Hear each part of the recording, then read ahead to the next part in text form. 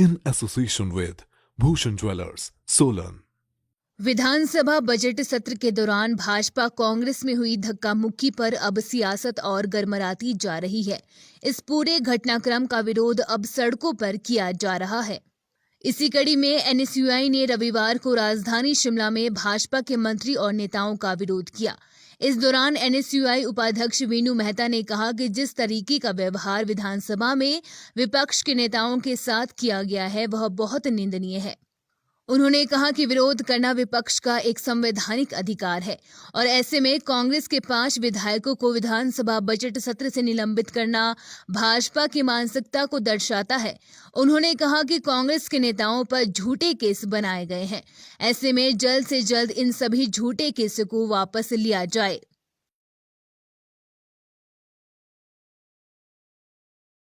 हिमाचल प्रदेश के ऊर्जा मंत्री सुखराम चौधरी की पंचायत का एक परिवार अपनी बेटी को इंसाफ दिलाने की गुहार जयराम सरकार से लगा रहा है। अगस्त 2020 से संदिग्ध परिस्थितियों में लापता बेटी को तलाशते तलाशते उसकी चप्पलें घिस चुकी है। बेटी जिंदा है भी कि नहीं ये भी अभी अनसुलझी पहेली बनी हुई है। अभी तक ना तो अभागी माँ और बाप को उनकी बेटी मिली है और ना ही उसके जिंदा रहने या मरने का कोई प्रमाण मिला है। पुलिस प्रशासन और राजनेता सभी के सामने घुटने टेक व गिड़गिड़ा चुकी मां अपनी बेटी को पाने के लिए दर दर की ठोकरें खा रही है, लेकिन पुलिस बीते अगस्त से अभी भी यही जवाब दे रही है कि तलाश जारी है। सकते मेरी बेटी का इन्होंने मिलके का ये कत्ल किया है। ये लड़की को कहीं बेच दिया सर, उसकी डेड बॉडी नहीं मिली और राज्यपाल एसआई हैं हमारे को घुमा रहे हैं। लड़के से पैसा खा लिया उसने, उसको अरेस्ट नहीं कर रहे हैं और डीएसपी सर भी बोल रहे हैं कि अगर हम उसको अरेस्ट करेंगे तो वो थाने में आग लगा देंगे। ऐसे सर जब भी डीएसपी सर ऐसे बोल रहे हैं तो हम आम आदमी कहाँ जाएंगे, किसके पास जाएंगे। एमएलए सर के पास जाते हैं वहाँ पे तो वो बोलते हैं कि ठीक है मैं राज्यपाल को बुलाता हूँ, राज्यपाल एसआई को, उससे पूछता हूँ कि क्या मामला है। सर 6 महीने से कोई मामला उनको मतलब नजर ही नहीं आ रहा है। उनके घर के पास रहते हैं, उनके गांव के हैं अमरगढ़पुर वाला से, लेकिन नहीं चुनाव के दौरान गए उनके पास कुछ मतलब। सर जी ये चौधरी साहब के पास भी 3-4 बेटियां हैं, अगर उनके साथ ऐसा हो तो उनको कैसा लगेगा सर, जो हमारे लिए कोई भी एक्शन नहीं कर रहे हो। और ना ही ये डीएसपी सर भी यही बोल रहे हैं कि वो लड़के के फादर ने सुसाइड कर लिया था और ये लड़का भी सुसाइड कर लेगा। ये इंसाफ थोड़ी हुआ सर। इस मामले को लेकर अब anti corruption and crime force के स्टेट चीफ नाथू राम चौहान आगे आए हैं और मामले में उच्च स्तरीय जांच की मांग की है। बीते दिनों मीडिया के माध्यम से सूचना मिली थी और उसके बाद संजय भाई साहब का फ़ोन था कि इस तरह की समस्या हम लोग यहाँ पर आ रही है। जो पुलिस ने एक जो बनाया था माजरा पुलिस ने, जिस हिसाब से उस मामले को हमने भी एक बार उसी तरीके से उसको जांचना चाहा। जो माजरा पुलिस बोलती थी कि इन्होंने अपनी बच्ची को छुपा रखा है, झूठे बयान कर रहे हैं और हम इनके ऊपर 182 लगाएंगे। हमने भी एक बार सोचा कि ठीक हो सकता है कि पुलिस का एंगल शायद सही हो, हम भी सीधी किसी के ऊपर एकदम कार्रवाई नहीं कर सकते हैं। हमने 2 हफ्ता लगाए उस चीज़ को देखने के लिए कि क्या ये कहानी सही है। हमें 2 हफ्ते बाद केवल ये मिला कि ये पुलिस की मन गढ़ंत कहानी है, झूठी कहानी है और सरासर गलत है। पुलिस जब हमने एक दिन शायद प्रेस वार्ता इनके घर में जाके प्रेस वार्ता की थी, उसके अगले दिन ही वहाँ पर एक क्या नाम था उनका पुलिस वाले का, नाम तो पता नहीं सर, ऐसा ही बता रहे थे। ऐसा ही जो भी हो वहाँ पर आए थे और उन्होंने इनको फ़ोन भी किया, रिकॉर्डिंग उसमें इनको फिर धमकाया। ये कहा गया कि तुम्हारे ऊपर हम 182 लगा देंगे। भी कैसे लगाने गए भाई, तो बच्चों का खेल है क्या। ये लोग बोले कल एसडीएम के ऑफिस के बाहर बैठेंगे, ये लोग धरना प्रदर्शन करेंगे, आत्महत्या करेंगे, तो इसके लिए कौन जिम्मेवार है। मुझे लगता है माजरा पुलिस को इसमें पार्टी बनाया जाए। माजरा पुलिस के हाथ से तुरंत मैं एसपी साहब से निवेदन करना चाहूँगा, माजरा पुलिस से तुरंत ये केस ले लिया जाए वापस। ये जो नेता लोग सुखराम के मकान से शायद मुझे लगता है कि 100 मीटर की दूरी पे है इनका और ये 6 बार मिलने जा चुके हैं। इनका कहना बिल्कुल सही है कि अगर सुखराम की बेटी के साथ ऐसा होगा तो तब भी चुपचाप बैठे रहेंगे क्या। इस मामले में फिलहाल पुलिस प्रशासन से बात नहीं हो पाई है, लेकिन जल्द ही सिरमौर न्यूज इस मामले को लेकर पुलिस का पक्ष भी पूछेगा।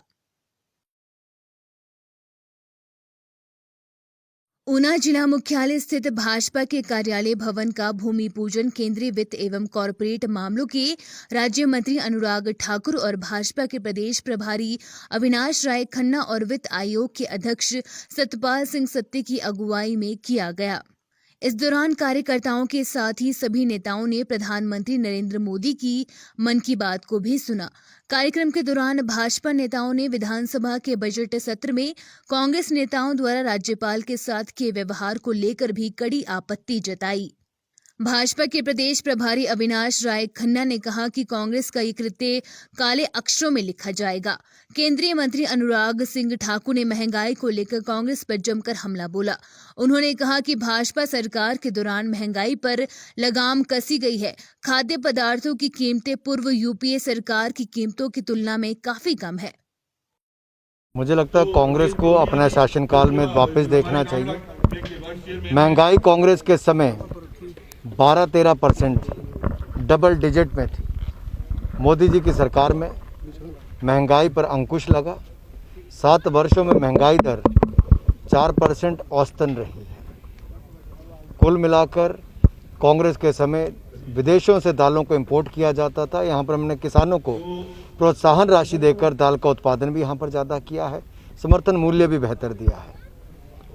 कांग्रेस के समय दाल 140, 150, यहाँ तक 160 रुपये किलो बिकती थी। मोदी सरकार में 60-65 रुपये किलो। इन्होंने जो राज्यपाल के साथ व्यवहार किया है, देवभूमि देवतुल्य लोग, मेरा ख्याल है कि ये नहीं सहन करेंगे कि ऐसे लोगों को विधानसभा में भेजें। और कहते हैं ना कि विनाश का जब समय आता है तो वैसे ही काम शुरू हो जाते हैं। तो इन्होंने ये काम करके दिखा दिया है कि अब कांग्रेस का विनाश, कांग्रेस का खात्मा यहाँ पर शुरू हो चुका। हिमाचल प्रदेश में अभी गर्मियों का सीजन शुरू भी नहीं हुआ है, मगर ग्रामीण इलाकों में पेयजल संकट की खबरें सामने आने लगी है। शिराई विधानसभा क्षेत्र की डाहर पंचायत की मोराच बस्ती के लोग पिछले 2 सालों से पीने के पानी की समस्या से जूझ रहे हैं। वर्षों से पीने के पानी की बूंद के लिए तरस रही मोराच बस्ती की महिलाएं उग्र हो गई है। बस्ती की दर्जनों महिलाएं खाली बाल्टियां व जेरिकन लेकर सड़कों पर पहुंच गई और आईपीएच विभाग के खिलाफ नारेबाजी शुरू कर दी। प्रदर्शन कर रही महिलाओं ने आरोप लगाए हैं कि उनकी बस्ती समेत 150 परिवारों के लिए 2010-11 में सुईधार उठाऊ नाम की एक उठाऊ पेयजल योजना बनाई गई थी। ये पेयजल योजना जुलाई 2019 से पूरी तरह से ठप है। पेयजल योजना के ठप होने से मोराच बस्ती के 50 से अधिक परिवारों को पीने के पानी की जहां बूंद बूंद के लिए तरस रहे हैं। हमारे को यहाँ पानी की दिक्कतें 2 सालों से चली हुई है जी। हमारा ये पंप हाउस था नीचे से बना हुआ, वो चला गया था जी, फिर बन गया, अब दोबारा भी बन गया, अब 2 सालें हो गई और पानी नहीं मिल रहा है। और इसलिए जब जनमंच था, जनमंच में भी हमने बात की थी और विभाग ने हमें 20 दिन का टाइम दिया था और 8 नंबर को ये जनमंच था और 8 नंबर से आप देखो आज कितने महीने हो गए और इसमें कोई सुनवाई नहीं हुई और ना कोई काम हुआ अभी तक और ना पानी मिल रहा है। यहाँ बहुत बड़ी समस्या है। कितने गांव हैं? गाँव है यहाँ कम से कम 50 घर के लोग रहते हैं, 3 गाँव के लोग रहते हैं यहाँ जो परमानेंट रहते जी। हिमाचल विधानसभा में बजट सत्र के पहले दिन हुए हंगामे को लेकर प्रदेश में भाजपा व कांग्रेस दोनों ही दलों द्वारा एक दूसरे पर आरोप प्रत्यारोप लगाने व विरोध करने का सिलसिला लगातार जारी है। सिरमौर जिला मुख्यालय नाहन में आज बीजेपी कार्यकर्ताओं ने कांग्रेस का पुतला फूंका और जमकर नारेबाजी की। बीजेपी कार्यकर्ताओं ने इस दौरान रोष रैली भी निकाली। मीडिया से बात करते हुए मंडल अध्यक्ष प्रताप ठाकुर ने बताया कि हिमाचल विधानसभा सत्र के पहले दिन कांग्रेस विधायकों ने विधानसभा में जो हंगामा किया वह बेहद शर्मनाक है। उन्होंने कहा कि कांग्रेस विधायकों ने संवैधानिक पद पर बैठे राज्यपाल का रास्ता रोककर गरिमामयी पद को ठेस पहुंचाने की कोशिश की। सत्र के पहले दिन कांग्रेस पार्टी ने जो घटिया हरकत की है वह बहुत ही शर्मसार है और भारतीय जनता पार्टी नाहन मंडल इसका घोर विरोध करती है। कांग्रेस पार्टी बौखला गई है कि आने वाले 2022 में उन्हें अपना अस्तित्व कहीं भी नजर नहीं आ रहा है। इसलिए बौखलाहट में आकर वो माननीय राज्यपाल जी का एक गरिमामयी पद का घेराव करने की सोच रहे हैं। लेकिन उन्हें पता नहीं है कि पिछले चुनाव में, पंचायती राज चुनाव में भारतीय जनता पार्टी ने अच्छा प्रदर्शन किया है और पूरे हिमाचल प्रदेश में भारतीय जनता पार्टी अव्वल नंबर पर रही है। कांग्रेस पार्टी को यह दिखाई दे रहा है कि वो 2022 में उनका अस्तित्व खत्म हो रहा है। इसलिए वो इस तरह की घटिया हरकत कर रहे हैं। माननीय जयराम ठाकुर जी के आशीर्वाद से 2022 में फिर से भारतीय जनता पार्टी की सरकार बनेगी। इस बौखलाहट में कांग्रेस पार्टी इस तरह के हथकंडे अपना रही है। उन्हें पता है कि आने वाले समय में हमारा अस्तित्व बिल्कुल ही खत्म हो जाएगा, जिस तरह पंचायती राज के चुनाव में उनका बिल्कुल ही अस्तित्व खत्म हो गया है। स्वच्छ भारत अभियान की तरफ कदम बढ़ाते हुए जिला मुख्यालय नाहन के साथ लगती सैन की सेर पंचायत में नवनिर्वाचित प्रतिनिधियों ने लोगों के साथ सफाई अभियान छेड़ा है। पंचायत प्रधान रेखा भाटिया व उप प्रधान सत्येंद्र ठाकुर की अगुवाई में सफाई अभियान की शुरुआत हुई, जिसमें बड़ी संख्या में लोगों ने हिस्सा लिया। मीडिया से बात करते हुए पंचायत प्रधान रेखा भाटिया ने कहा कि ये पंचायत स्टेट हाईवे से सटी हुई है और यहाँ पर्यटक व नाहन शहर से घूमने पहुंचने वाले लोग सड़क के इर्द गिर्द कूड़ा कचरा फेंक देते हैं, जिससे गंदगी फैल रही है। उन्होंने प्रशासन से सहयोग की अपील करते हुए कहा है कि ऐसे लोगों पर प्रशासन पर नजर रखे और सुबह शाम यहाँ पुलिस की गश्त लगाई जाए। ये हमारा जो प्रोग्राम है, ये ग्राम पंचायत सैन की सेर की तरफ से हमने एक सफाई अभियान शुरू किया है और हम जनता से यही अपील करते हैं, अपने वार्ड से, अपनी पंचायत के लोगों से भी और अपने बाहर के आने जाने वाले लोगों से भी, कि जो भी सड़क के किनारे आए बैठे, हमें किसी के आने जाने से कोई नहीं है, लेकिन जो ये गंदगी, चिप्स के पैकेट ये ना फैलाए। और हम लोगों से यही अपील करते हैं कि हमारी पंचायत को और शहर के नज़दीक को साफ सफाई बनाए रखने में हम लोगों का सहयोग करें और ज़्यादा से ज़्यादा सहयोग करें, ताकि हमारी सड़क के किनारे कोई गंदगी ना फैले और ज़्यादा से ज़्यादा सहयोग करे पूरी जनता। धन्यवाद। सफाई अभियान जी हमारा जो है, जो गांव का वातावरण जो है जी, हमारा शांत वातावरण था। उसमें जो हमारे गांव के लोग चाहते हैं कि शांत वातावरण में रहें, मगर नाहन शहर के जो है ना जी, ये शराबी और नशेड़ी वगैरह जो है ना, ये रोड पे आके इतना गंद फैलाते हैं जी। यहाँ धी बेटियों को, हमारी जो स्कूल जाती हैं स्टूडेंट्स या दूसरे हैं, उनको पैदल चलना भी बड़ा मुश्किल हो गया। अच्छा, ये रामाधोन रोड जो एकांत समझ कर ना, नाहन के सारे नशेड़ी लोग, उनका डेरा बना हुआ है जी खासकर।